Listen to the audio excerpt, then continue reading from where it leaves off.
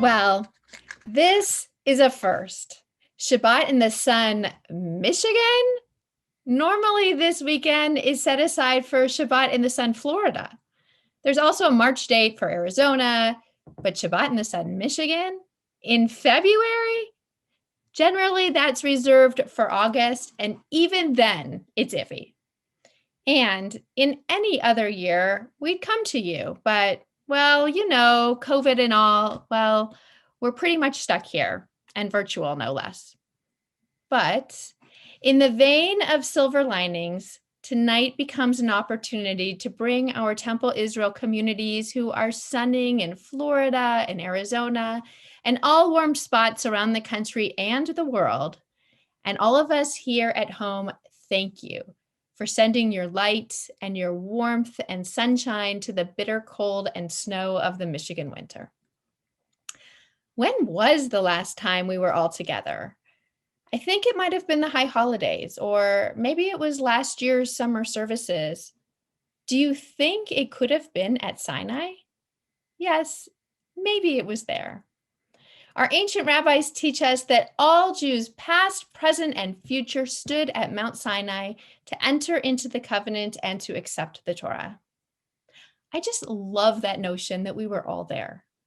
I think about the excitement, the anticipation, the fear, the awe of that moment. And I imagine us all huddled together, our arms around each other or interlocked.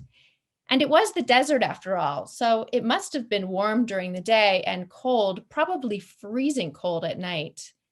And music. I think there had to have been a lot of music playing with dancing and singing and camaraderie. In my imagination, there are also campfires and s'mores. Now, I know that might be going a bit far afield, but why not?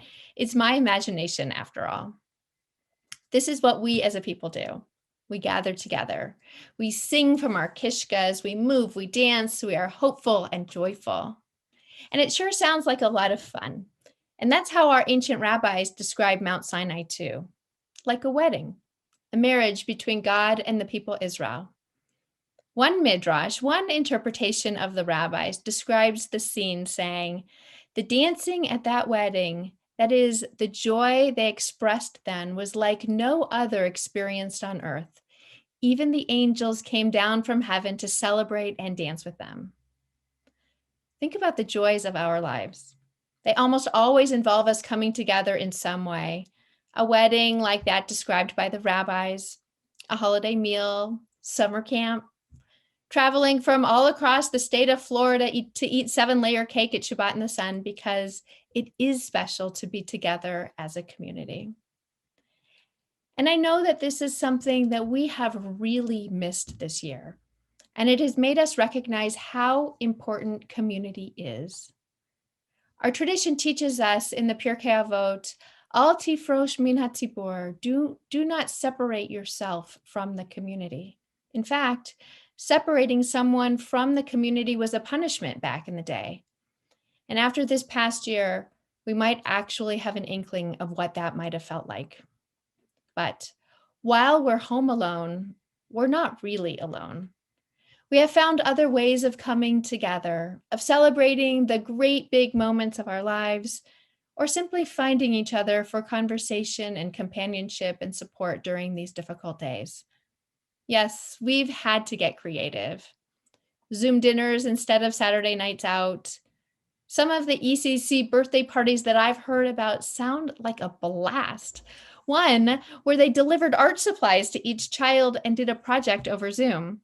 And another where they dropped off cozy blankets and snacks and watched movies over Zoom together. And I have to tell you, I've hosted a few of those sleepovers before, and that is definitely the way to go. Between Zoom classes, a special Roots speaker series, and different programming, there is still a lot to do. And everyone can participate, whether you live in Arizona or Florida or Michigan. And best of all, you can come in your jammies. I know it's not the same as being in person. Waving to each other over Zoom isn't the same as a hug or even a handshake. But virtual community certainly reminds us that we can still be there for one another. We can still celebrate, and we can still care. The Zoom Shiva, for example, has been a godsend for families in mourning, bringing together family from across the country who wouldn't otherwise have been able to attend. I experienced it in my own family this past week, and I have to tell you that it feels so good just to know that there are people there who care, to see their faces and hear their voices, albeit over Zoom. It reminded me that community still exists, even when we're not in person, that we can come together virtually and still feel the love. Our current virtual reality reminds us that it's a small world after all. Have you heard about Who Knows One? Not the Who Knows One from the Passover Seder. Who knows one? I know one. One is our God in heaven and on earth. No, this Who Knows One is a Facebook live game of Jewish geography where two teams compete against each other to find one random Jewish person in the country by utilizing their friends and contacts to find this unknown person. It's amazing how, with just a few degrees of separation, last week it was just 2 degrees of separation, a friend knew a friend, and voila, we are all connected. And so, while this is all well and good, I've always felt that the hardest part of virtual community is when we log off. All of a sudden, I feel alone again. And so tonight, instead of the service simply ending with our concluding song, we will continue the good feelings with a Zoom oneg. You have to provide the goodies, of course, but it just gives us a little extra time with our community for schmoozing and catching up and wishing each other a Shabbat Shalom. And so if you're currently on Zoom, just stay on. And if you're streaming on Facebook or YouTube, you can still register for the oneg through our website. And hopefully, the time is near when we can gather again in person like we used to at high holidays, at summer services, and at Sinai, squeezing through the crowds to get to the cookie table, our arms around each other, singing and dancing, where hugs are the norm, and s'mores and campfires aren't just the stuff of my imagination. I pray that that day will come soon. For now, join us at the oneg as I wish you all a Shabbat Shalom.